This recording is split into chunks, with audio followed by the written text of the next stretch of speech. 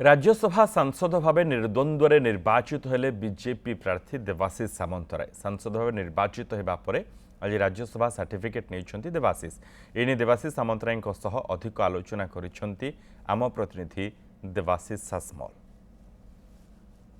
एथरक BJD नुहे BJP ticket रु राज्यसभा जाइछंती देवाशीष सामंतराय सहित अधिक आलोचना करबा। तेबे बीजेपी टिकेट रु राज्यसभा जाउछंती केमिति लागुछि? भल लगुच जो प्रकार स्वागत कर बीजेपी नेतृत्व केन्द्र नहीं कि ओडिशा प्रदेश पर्यंत मुझे कृतज्ञ और अनेक निष्ठार सहित सुदृढ़ करी।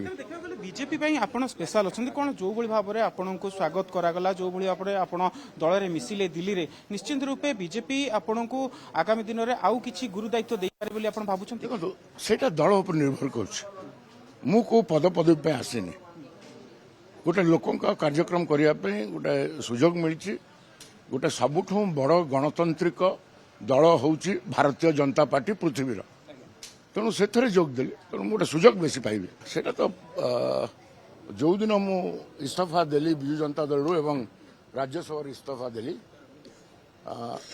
से पुनर्बार राज्यसभा को आसवाई मोर अनुरोध था एवं मते मो अनुरोध रखिकी आज भारतीय जनता पार्टी मते पुनर्बार राज्यसभा पठाउछन्ति समस्त सबु नेतृत्व पाखे मु कृतज्ञ।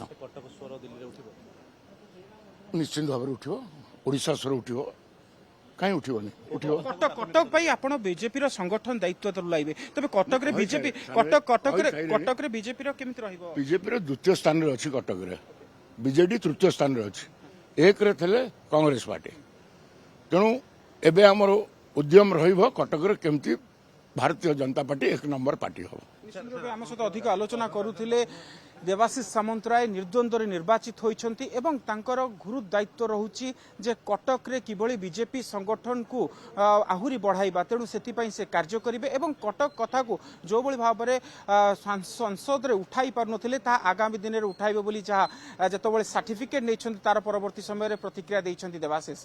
भुवनेश्वर कैमरा पर्सन दुर्गांक सह देवाशीष मॉल न्यूज़ 7।